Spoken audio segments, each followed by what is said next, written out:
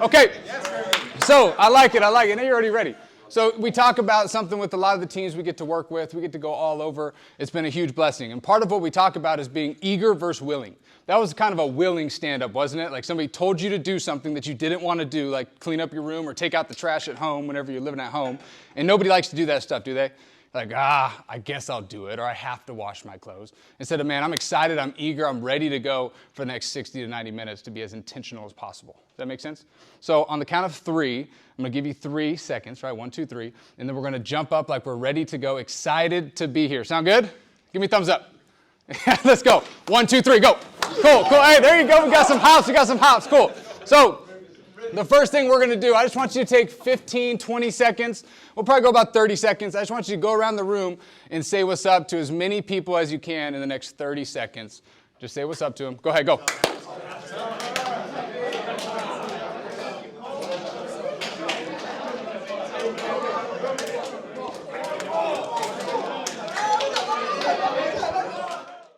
Clap once, clap twice. Dialed in. Okay, so maybe like a 3 or a 4. It wasn't that bad to start, but I think we could bring a little more juice, can't we? You guys agree?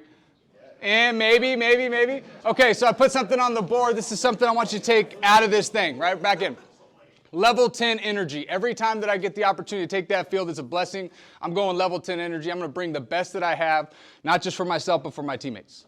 I'm going all in for everything that I have because we don't know when this is going to end. Let's make the most out of it while we get it. Can we agree on that? So this time, like you just won the national championship, I want you to dap up as many people as you possibly can without body slamming somebody on the ground, okay? Deal? Go!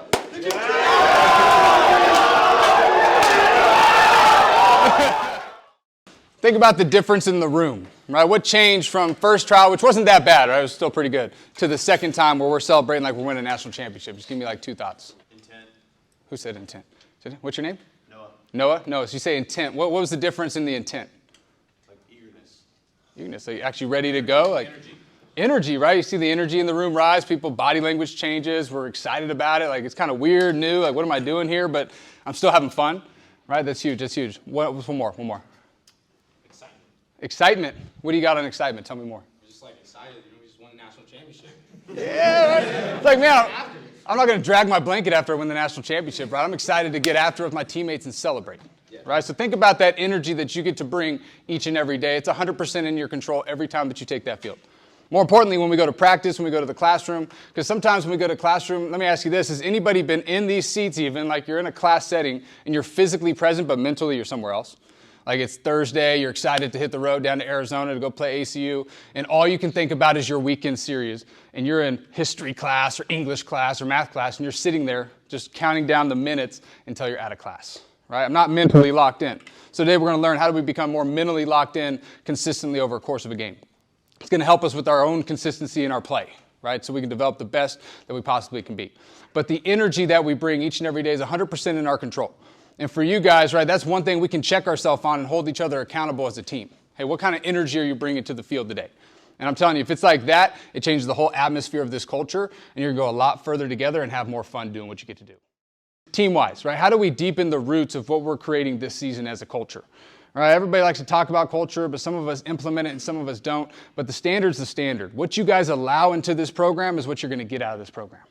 What you guys allow from peer to peer is what you're going to get from player to player.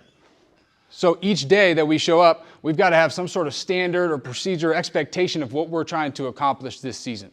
And so the exercise that I like to do is all about deepening the roots, right? So what we're going to do, we'll split into some groups. I'll get you guys in some different groups. We're going to use the whiteboard. You can erase this side up here when we get rolling. But we'll use some space here, and I want us to spread out. I know we got a lot of guys, so this is going to be kind of tight quarters up here.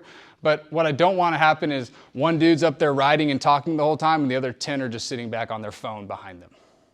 Sound good? Like I want you guys invested in rolling. So what we'll do in a second, you're going to draw a tree on the board.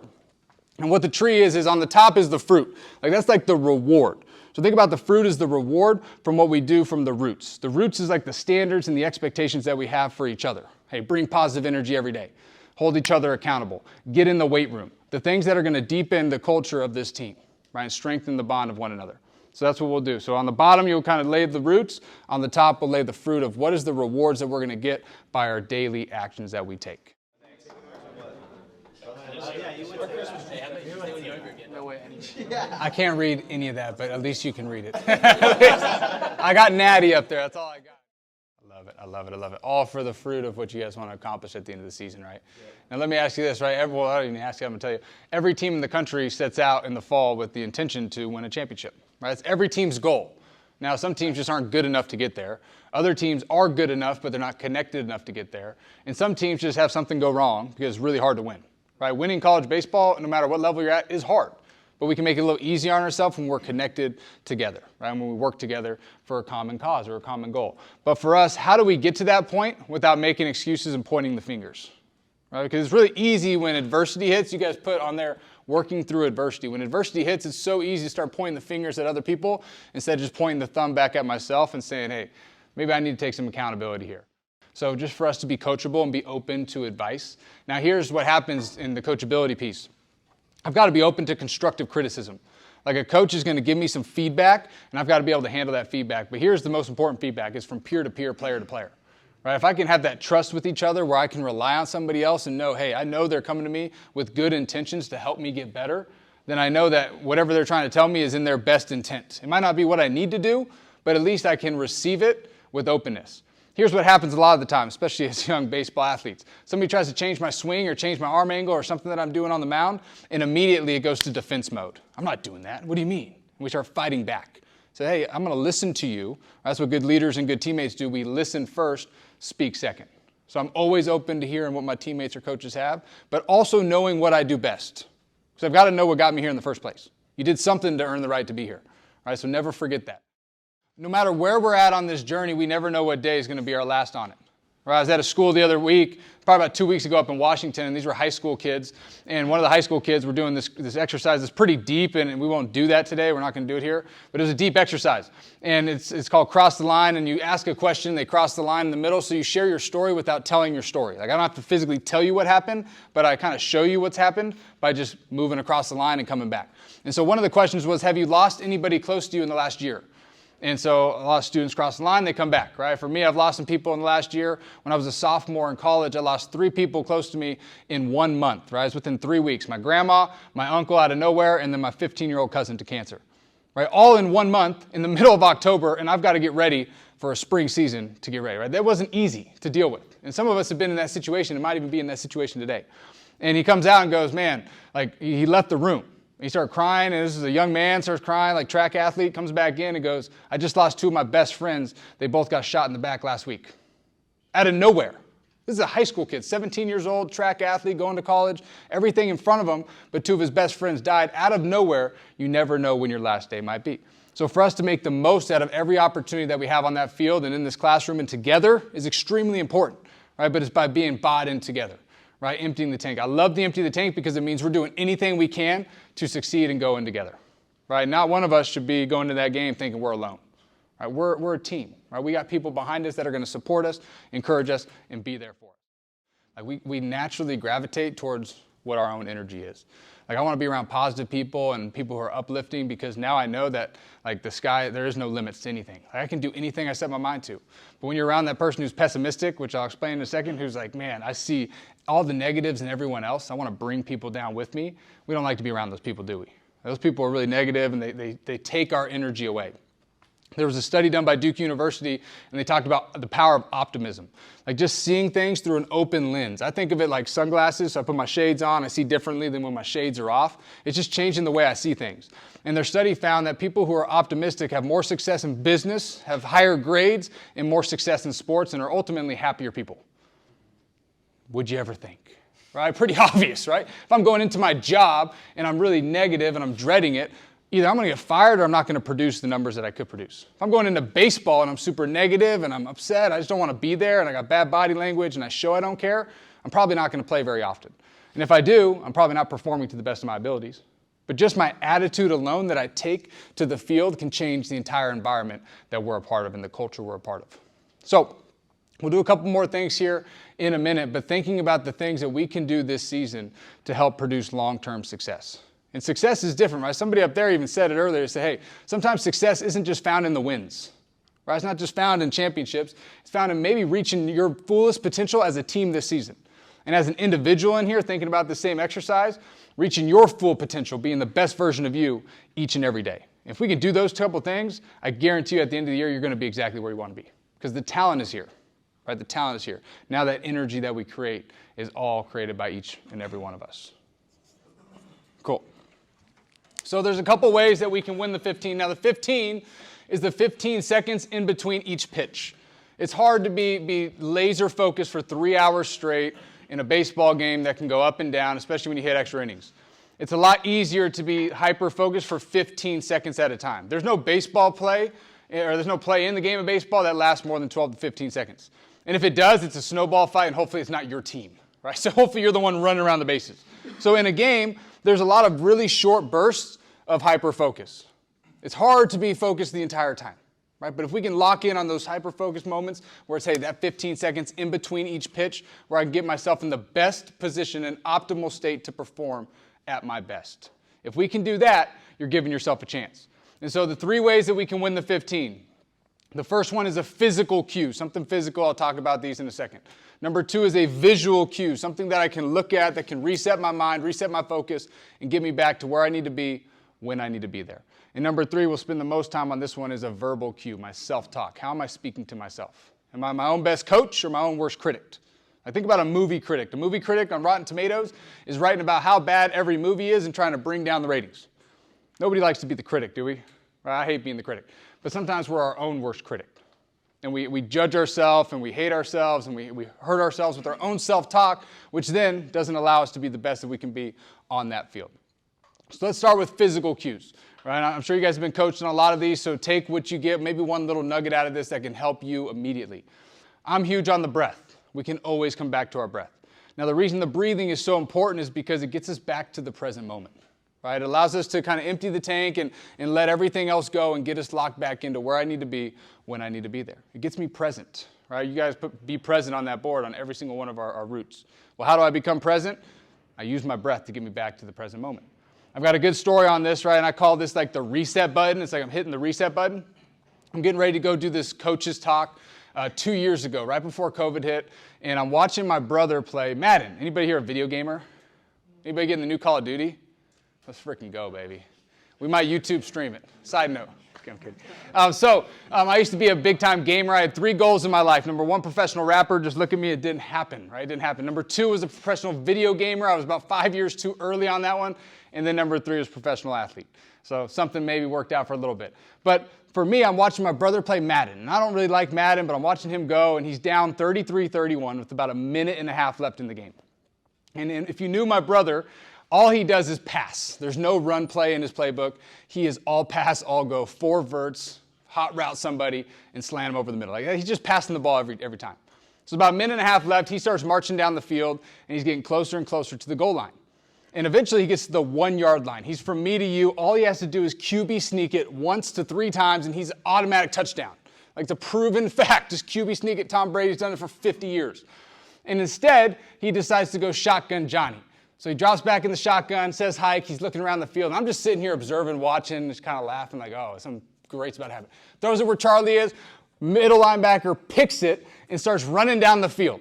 And so he's running down the field, he gets the 50, the 40, the 30, and finally he's at about the 30-yard line, and my brother doesn't say a word, reaches over to the PlayStation reset button, beep, hits it, looks me in the eyes and goes, "It never happened." I'm like, that's BS, right? That's BS. I want you to look to the partner next to you and say, "Don't be that guy." Cool. Don't be that guy, okay? Do not be that guy. Cool. So for him, right, that was his reset button. Now, it's in a video game, so it's a little different, but I took it, I'm like, man, how can we get ourselves to the best state of mind to where I'm not worried about the last play or the last pitch, and I'm more worried about what's about to happen right now than what might happen in the future. Now, a lot of us lose focus because we're either too focused on the future or too focused on the past. Like, man, I'm having a bad day. My first at-bat sucked. I'm not seeing the ball well, so now I'm going to have a really bad day. Or, gosh, my first inning wasn't where I wanted to be. I gave up a couple runs. I walked a few hitters. I'm just not really feeling it. So now that one inning affects the rest of our day. How many of us have been in that situation before? Right, as a hitter or pitcher, I've been in there thousands of times. Instead, we take control of the things that can help us reset in the moment to slow us back down to get us where we need to be. And so my physical action is, hey, my breathing. Step out of the box, Big deep breath. Step off the mound, big deep breath. The physical thing could simply be the space that I take away from the mound or the batter's box and getting back on. I got a player down in Arizona at junior college who he'll step out of the box. We're doing this on the field. If we had more time, we would. And he goes like this. I'm like, what are you doing, dude? Like, what are you throwing? He's like, I'm throwing out the trash in my own head. That's pretty good. That's pretty smart. So he's taking out the trash physically.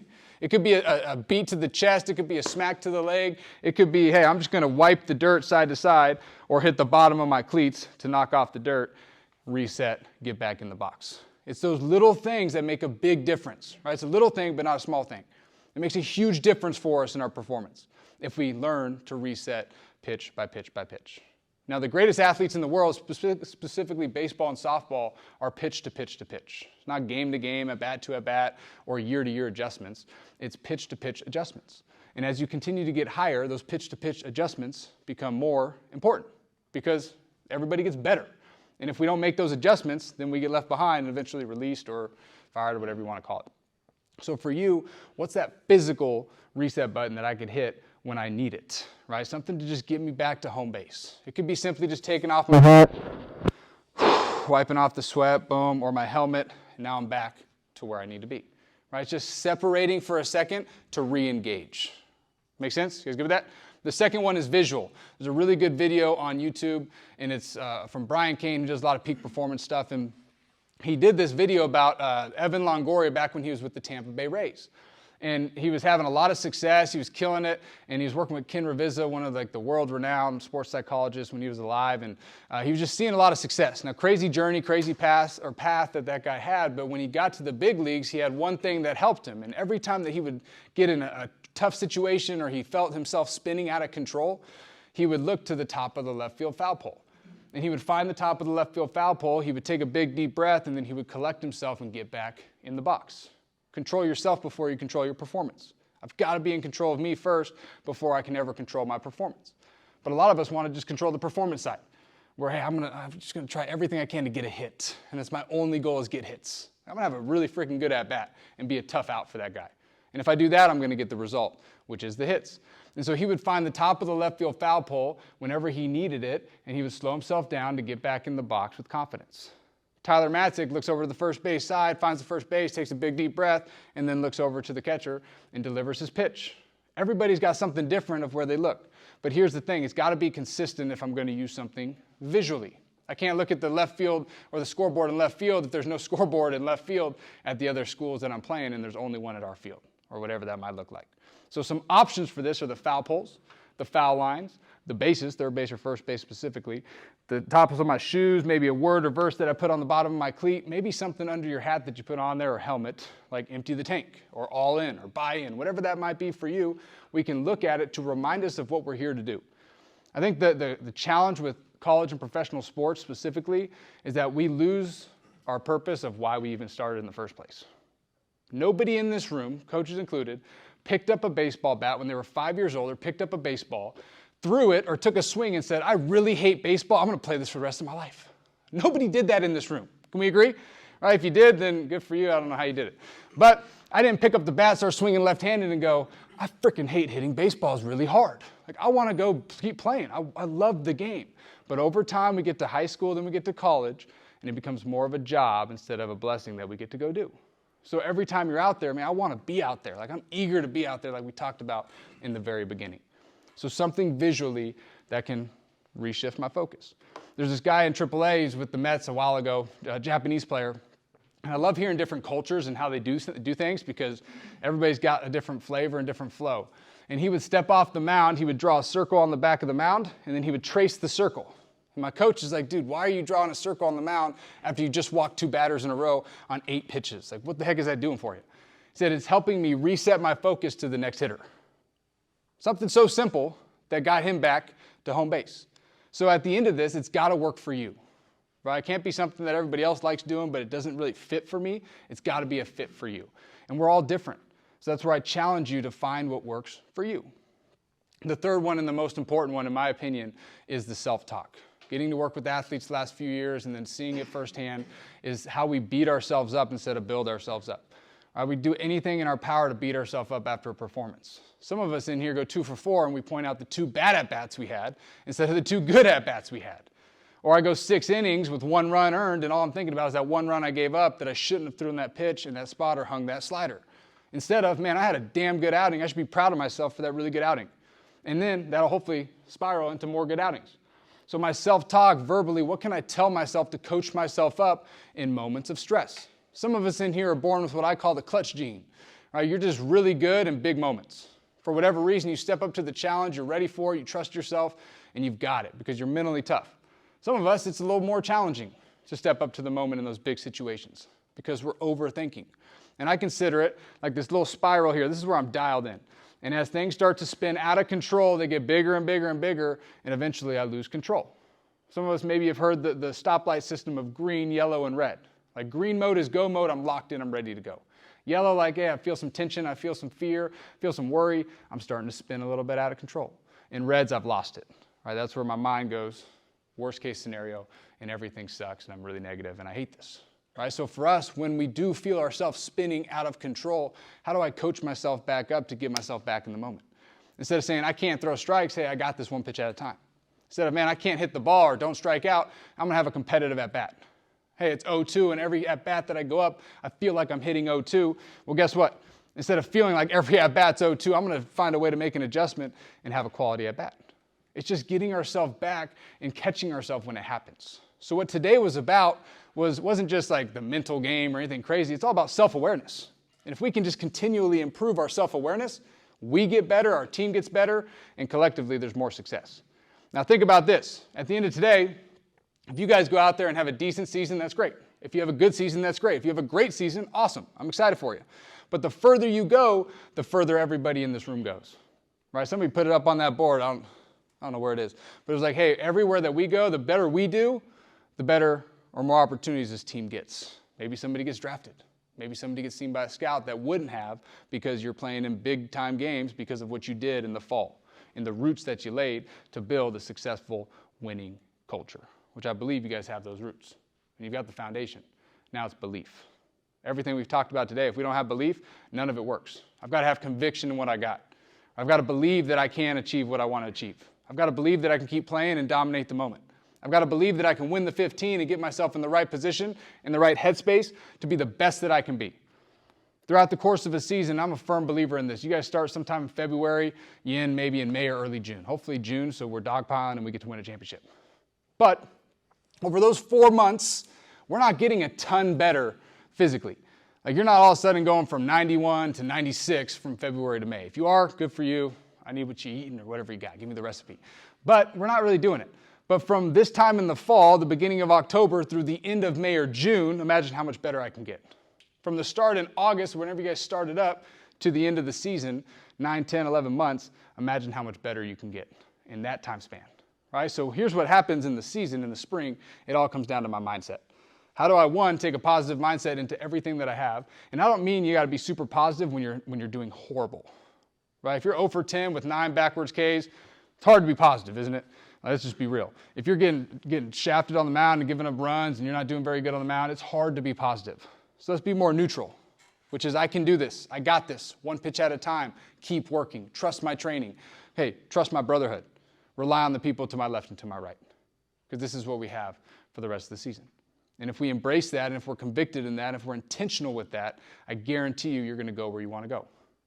But here's what happens. We get to the spring, somebody has a bad day, they get really selfish, they start showing bad body language, throwing things, yelling things, or getting all by themselves and isolate themselves, and then that culture that we've built starts to go to shambles. And we see what happens in those types of cultures where we start losing more games, and then we start blaming each other instead of coming together and rallying together. Can we agree that, hey, we're going all in this season? Like we're going to empty the tank. We're not just going to say it, we're going to do it. And there's a lot more with my actions versus my words. Like a lot of people talk a big game or think they're experts, but very few of them actually do it. Right? We talk about know it, do it, own it. Everybody here knows what they need to do to be successful. Go on Instagram and scroll on Reels and you'll find everything you need about anything you want to find. TikTok, whatever you got, YouTube, it doesn't matter. Some of us do it when coaches are around. Like we'll do the breathing when coach is instructing it, or we'll go take our swings in or show up early when coach is there. When coach isn't there, maybe not the same. And few of us own it, meaning I know what I need to do to get myself to the best position and what we need to do as a team. We're going to own it all season. I challenge you guys to own it. right? Own those things on the board. They're not just words. Those are actions that we're going to put into play every single day. And that consistency is what breeds successful championship teams. Sound good? So, last thing we're going to do here with the last 10 minutes or so, I'm going to take you through a breathing exercise. I know you guys do some meditation, which is awesome. I love it. Keep doing it. Big believer. It changed my career. It changed my life. I'll walk you through a quick little visualization. You can take it and run with it. You can throw it away. Whatever you guys want to do with it, that's fine. But I'm kind of doing a new type of breathing here where we're going to go 3 seconds in through the nose, hold for 3 seconds, 6 second exhale through the nose. Now, if we can't do the 6 second exhale or the 3 second inhale, I don't care. Go at your pace. Like, I'd rather you go at your pace and what you're comfortable with than trying to go with me and start choking yourself out and then everybody starts coughing in here and then it just gets distracting and then I'm out for good. Okay. So 3 second inhale through the nose, 3 second hold, 6 second exhale through the nose, all nasal breathing. Right? I just want feedback after this. That's all I want. I'll walk you through some of the visualization piece. Hey, maybe you've already done it. Maybe some of it's new. Good for you. Like Coach said earlier, just take a nugget out of this that you can use into your game. I call it the mental highlight reel. Right? When I was with the Diamondbacks, they would give us all of our best swings on our phone. And I was like, that's kind of cool, but I don't want to keep looking at my phone before a game. Like, I hate looking at my phone. It distracts me. I know my best swings, right? I can go back to Little League, high school, travel. It doesn't matter. I know the best swings I've taken in my life. I'm going to go back to that when I need that. I'm going to see it over and over and over so I don't lose that confidence that's going to help me perform.